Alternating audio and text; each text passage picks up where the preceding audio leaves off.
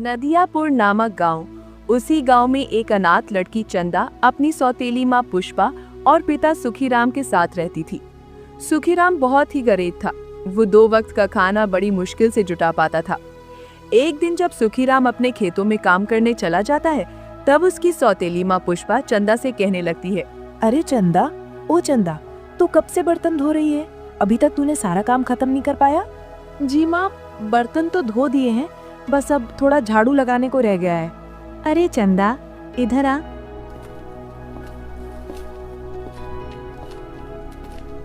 मेरी बिटिया रानी को भूख लगी हुई है, इसके लिए जल्दी से 2 रोटियां सेक दे। इसके बाद सारा काम करना, नहीं तो मेरी बिटिया रानी नाराज हो जाएगी। जी माँ, मैं अभी खाना बनाकर तैयार कर देती हूँ। कुछ समय के बाद चंदा खाना बनाकर पुष्पा के पास लाती है। पुष्पा की सगी बेटी का नाम था माया। माया अपनी माँ की तरह बहुत ही घमंडी और जिद्दी लड़की थी। वो हमेशा अपनी माँ की तरह चंदा पर रुआब झाड़ती रहती थी। माया बहन, ये खाना खा लो, मैं अभी ताज़ा बना कर लाई हूँ। अरे माँ, ये चंदा ने तो इसमें बहुत ज्यादा नमक डाल दिया है। इस सारा खाना कड़वा लगता है, हम नहीं खाएंगे। इतना सुनते ही पुष्पा गुस्से से भर उठती है। चंदा, तुझे खाना बनाना भी नहीं आता क्या? इतना नमक कौन डालता है खाने में? हमें तो लगता है तूने तो जानबूझकर इतना ज्यादा नमक डाला है ताकि मेरी बेटी को खाना अच्छा ना लगे। नहीं माँ, मैं ऐसा नहीं कर सकती। शायद गलती से ज्यादा नमक पड़ गया होगा। चंदा, तुझे आज शाम को खाना नहीं दूंगी। तूने मेरी बेटी के लिए इस तरह खाना बनाया, उसे कितनी दिक्कत हुई बेचारी, सुबह से भूखी थी। बेचारी चंदा चुपचाप ये सब सुन रही थी और पुष्पा के ऐसे शब्द सुनकर कुछ बोल भी नहीं पा रही थी। और सुन चंदा, जब तू जंगल से कुछ लकड़ी लेकर आ, इसके बाद ही खाना मिलेगा। घर में लकड़ी जलने के लिए नहीं बची है।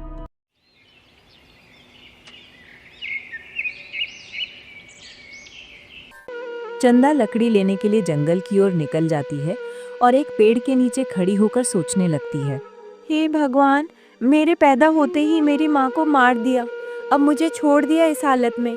एक तो मेरी सौतेली माँ मुझसे प्यार नहीं करती और ऊपर से बहुत सारा काम करवाती है और खाने के लिए अच्छा भोजन भी नहीं देती है।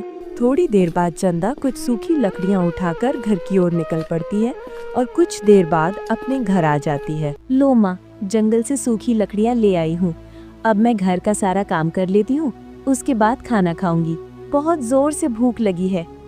अरे चंदा, बाकी का काम बाद में करना, पहले अच्छा सा भोजन बनाकर तैयार कर दो। अब की ध्यान रखना, खाने में कोई भी दिक्कत नहीं होनी चाहिए। जी माँ, आप चिंता मत करिए, अब की कोई दिक्कत नहीं होगी, मैं अच्छा भोजन बनाऊंगी। इधर चंदा भोजन बनाकर तैयार करती है और भोजन पुष्पा और माया को दे देती है। वे दोनों भोजन करने लगती हैं। माँ, अभी मेरा पेट सही से नहीं भरा है, हमारे लिए 2 रोटी और मंगवा दो ना। अरे चंदा, मेरी बेटी माया के लिए 2 रोटी और लाकर दे दे, अभी उसका सही से पेट नहीं भरा है। माँ, उसमें केवल 2 रोटियां ही बची हुई हैं। आज मैंने सुबह से कुछ खाया भी नहीं है, मुझे भी बहुत तेज भूख लगी हुई है। अगर वो दोनों रोटियां आपको दे दूंगी तो मेरे लिए कुछ भी नहीं बचेगा। अरे चंदा, तू अब ज्यादा जबान चलाने लगी है, तेरे लिए उसमें रोटी के टूटे फूटे टुकड़े बच जाएंगे, वहीं खा लेना। पहले मेरी बेटी के लिए 2 रोटियां ला कर दे। फिर चंदा रोटी और सब्जी लाकर पुष्पा के सामने रख देती है और चंदा चुपचाप रसोई में लौट आती है। रसोई के कोने में रखी टूटी फूटी बची हुई रोटियों को वो एक थाली में इकट्ठा करती है और जैसे ही वो उन रोटियों को खाने के लिए बैठती है, वैसे ही द्वार पर एक साधु महाराज आ जाते हैं। अरे बेटी, हमें खाने के लिए कुछ दे दो, हमने 2 दिनों से कुछ भी नहीं खाया है। अगर आज खाना नहीं मिला तो भूख के मारे मेरे प्राण निकल जाएंगे। अरे चंदा, जरा देख बाहर कौन है, पता नहीं कहां कहां से भिखारी आ जाते हैं, कुछ तो काम धंधा करते धरते नहीं और फालतू का मांगने चले आते हैं। चंदा बाहर आती है और बाबा को देखकर उसका हृदय दुखी हो जाता है। बाबा रुकिए, मैं अभी आपके लिए खाना लेकर आती हूँ। चंदा जल्दी से अंदर जाती है और अपने हिस्से की बची हुई रोटी लाकर बाबा को देती है। तभी पुष्पा भी बाहर आ जाती है।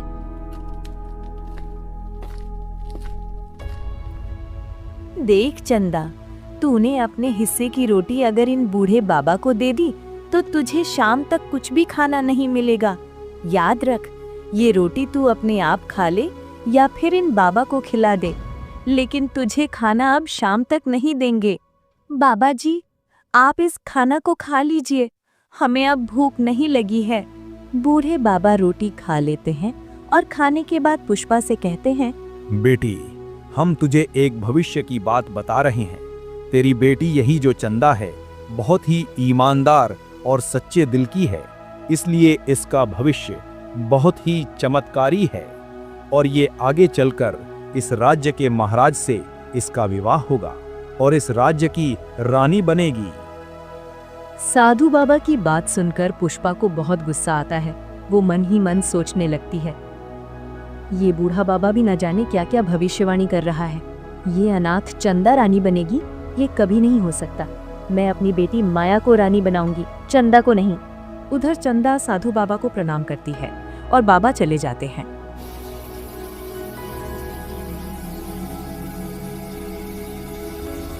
रात का समय होता है।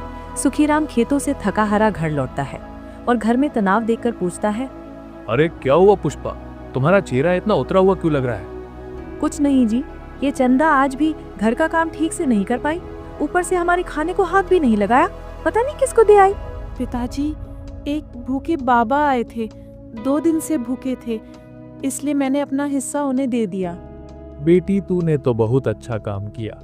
भूखे को भोजन करवाना सबसे बड़ा पुण्य है। हाँ हाँ, आप तो इसे सिर पर चढ़ाओ, बहुत अच्छी है आपकी लाडली, देखना एक दिन सब हमारी ऊपर ही चढ़ बैठेगी। रात बीत जाती है।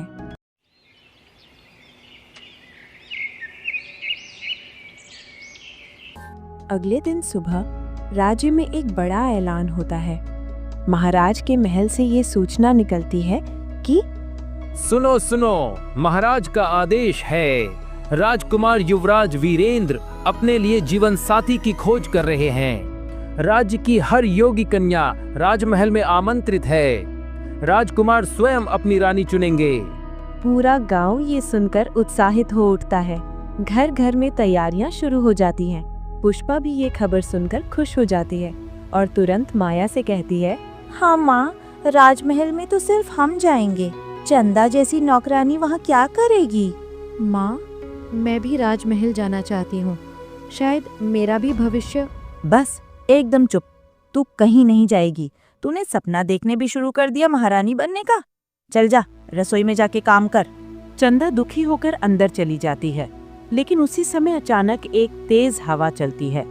दरवाजे पर वही साधु बाबा प्रकट हो जाते हैं। बेटी चंदा, उदास मत हो, आज तेरे जीवन का शुभारंभ है। तू भी राजमहल जाएगी और मैं तुझे वहां तक पहुंचने का मार्ग बताऊंगा। साधु बाबा के अचानक आने से चंदा आश्चर्य में पड़ जाती है। पुष्पा और माया दोनों डरकर पीछे हट जाती हैं। आप फिर आ गए बाबा, आप क्या लेने आए हैं? मैं लेने नहीं, देने आया हूँ। चंदा के भाग्य का समय आ गया है। अरे बाबा, ये चंदा जैसी लड़की राजमहल जाएगी, हम जाएंगे, हम। जिसे अहंकार हो वो कभी राजमहल के द्वार तक भी नहीं पहुंच सकता, और जिसे सच्चा दिल मिले वही रानी बनती है। बाबा ये कहकर अपनी झोली से एक चमकदार नीली चुनरी निकालते हैं। वो चुनरी देखते ही हल्की रोशनी फैलने लगती है। बाबा, ये चुनरी? बेटी, ये सौभाग्य चुनरी है, इसे पहनकर तू राजमहल जाएगी। इस चुनरी की रोशनी तेरे मार्ग की हर बाधा दूर कर देगी। एक चुनरी से रानी बन जाएगी? क्या मजाक है ये? व्यंग्य करने से भाग्य नहीं बदलता बेटी। बाबा चुनरी चंदा को देते हैं। चंदा उसे विनम्रता से पकड़ लेती है। उसी समय बाबा आशीर्वाद देकर हवा में विलीन हो जाते हैं। पूरा घर दंग रह जाता है। हे भगवान, ये सब क्या हो रहा है? क्या सच में मैं राजमहल जा सकती हूँ? नहीं, तू कहीं नहीं जाएगी। अगर तूने घर से बाहर कदम भी रखा तो वापस आने की जरूरत नहीं। पुष्पा चंदा को कमरे में बंद कर देती है और खुद माया को तैयार करने लगती है। माँ, जल्दी करो, राजमहल पहुँचने में देर हो जाएगी। उधर कमरे में बंद चंदा रो रही होती है। अचानक चुनरी हल्की सी चमकने लगती है और कमरे की कुंडी अपने आप खुल जाती है। हे भगवान, ये तो चमत्कार है। मुझे सच में जाना चाहिए, शायद यही मेरी किस्मत है। चंदा धीरे धीरे घर से बाहर निकलती है और राजमहल की ओर चल पड़ती है। दूसरी ओर पुष्पा और माया भी सज धज कर महल पहुंचते हैं, जहां राज्य की सैकड़ों कन्याएं कतार में खड़ी हैं। माँ, देखना, राजकुमार मुझे ही चुनेंगे। ये सब लड़कियां तो मेरे सामने कुछ भी नहीं। महल के अंदर राजकुमार वीरेंद्र मंच पर आते हैं। पूरी सभा शांत हो जाती है। हम आज अपने जीवन के लिए योग्य रानी चुनेंगे। जिसके हृदय में दया हो वही इस राज्य की वास्तविक महारानी बन सकती है। उसी समय राजमहल के दरवाजे पर चंदा अपनी नीली सौभाग्य चुनरी में पहुंच जाती है। पूरा दरबार उसकी चमकती चुनरी देखकर मुड़कर देखने लगता है। चंदा जैसे ही महल के विशाल द्वार पर कदम रखती है, उसकी सौभाग्य चुनरी हल्की सी हवा में लहराती है। उसका चेहरा भोला, आंखों में मासूम चमक, पूरे दरबार में एक शांति सी छा जाती है। राजकुमार वीरेंद्र चंदा को देखते ही ठहर जाते हैं। ये कन्या कौन है? इसकी आभा तो बिल्कुल अलग है। महाराज, ये कन्या शायद गांव से आई है, पर इसकी पहचान सूची में नहीं है। उसी समय पुष्पा और माया भीड़ में चंदा को देखकर चौंक जाते हैं। माँ, ये यहाँ कैसे आ गई? तुमने इसे तो बंद कर दिया था ना? पता नहीं ये मनहूस किस तरह भाग निकली। अब यहाँ मेरा सारा खेल खराब कर देगी। राजकुमार चंदा को मंच के करीब आने का संकेत देते हैं। कन्या, अपना नाम बताओ, तुम कहाँ से आई हो? राजकुमार, मेरा नाम चंदा है। मैं नदियापुर गांव से आई हूँ। तुम्हारी चुंदरी बहुत अनोखी है। ऐसा प्रतीत होता है जैसे ये तुम्हारी रक्षा कर रही हो। जी, ये मुझे एक साधु बाबा ने दिया था। सभा में लोग कानाफूसी करने लगते हैं। तभी अचानक माया मंच के सामने आती है। राजकुमार, इसके रूप पर मत जाइए। ये तो हमारे घर में नौकरानी का काम करती है। इसका राजमहल में कोई स्थान नहीं है। पूरा दरबार चौंक जाता है। गहरी नजर से माया को देखते हैं। तुम्हें किसने अधिकार दिया किसी को नीचा दिखाने का? राजमहल में चरित्र और विनम्रता को देखा जाता है, जन्म या गरीबी को नहीं। पुष्पा भी आगे आकर अपना बचाव करने लगती है। राजकुमार जी, ये चंदा हमारी ही घर रहती है और ये रानी बनने के लायक बिल्कुल भी नहीं है। हमारी बेटी माया ही इस राज्य के लिए सही चुनाव होगी। किसने कहा कि रानी बनना सौंदर्य या जिद का खेल है? रानी वही बनती है जिसका हृदय सबसे पवित्र हो। राजकुमार चंदा की ओर मुड़कर एक सवाल पूछते हैं। कन्या चंदा, अगर तुम्हें रानी बनने का अवसर दिया जाए तो तुम इस राज्य के लिए क्या करोगी? राजकुमार, अगर मुझे अवसर मिला तो मैं किसी को भूखा नहीं रहने दूंगी, किसी गरीब को तिरस्कृत नहीं होने दूंगी। मैं वही करूंगी जो मेरे साथ होना चाहिए था, लेकिन कभी हुआ नहीं। चंदा के शब्दों से पूरा सभा कक्ष गहराई से प्रभावित होता है। राजकुमार की आंखों में भी सम्मान जाग उठता है। इतनी दया, सरलता और साहस, यही तो एक रानी की पहचान है। ये सुनते ही पुष्पा और माया के चेहरे उतर जाते हैं। वे समझ जाते हैं कि परिस्थिति अब उनके हाथ में नहीं रही। उसी समय सभा के ऊपर से प्रकाश की एक किरण चंदा पर गिरती है, ठीक वैसी ही जैसी चुनरी देने के समय साधु बाबा के पास थी। सभा कक्ष में पड़े प्रकाश की उस चमकदार किरण को देखकर सब लोग आश्चर्य से भर उठते हैं। चंदा की सौभाग्य चुनरी पहले से भी ज्यादा उज्जवल हो जाती है, जैसे किसी अदृश्य शक्ति ने उसे आशीर्वाद दिया हो। राजकुमार वीरेंद्र धीरे धीरे आगे बढ़ते हैं। कन्या चंदा, भाग्य स्वयं तेरे साथ खड़ा है और आज मैं भी तेरे साथ खड़ा रहूंगा। यह सुनकर पूरा दरबार तालियों से गूंज उठता है, लेकिन पुष्पा और माया के चेहरों पर घबराहट साफ दिखाई देती है। तभी अचानक वही साधु बाबा सभा कक्ष के बीचों बीच प्रकट होते हैं। सब लोगों ने देखकर श्रद्धा से झुक जाते हैं। हे बाबा, आप महल में? जहाँ सत्य होता है वहाँ साधु का आगमन स्वयं हो जाता है। बाबा सीधे चंदा के पास जाकर उसके सिर पर हाथ रखते हैं। बेटी, मैंने तुझे जो चुनरी दी वो तेरे अच्छे कर्मों की पहचान थी, न कि तेरी पहचान बदलने का साधन। आज पूरे राज्य ने तुम्हारी सच्चाई देख ली है। बाबा, क्या यह सच है कि यह कन्या राज्य के लिए शुभ है? राजकुमार, इसका दिल हजारों दीपकों से भी अधिक उजाला रखता है। जो दूसरों को भोजन दे, भले खुद भूखी रहे, वह रानी बनने से अधिक योग्य है। बाबा फिर सबके सामने पुष्पा और माया की ओर मुड़ते हैं। अहंकार ने तुम्हारी आंखें अंधी कर दी। तुमने चंदा पर अत्याचार किया, लेकिन याद रखना, किसी का बुरा करने वाला स्वयं अपने बुरे भाग्य को बुलाता है।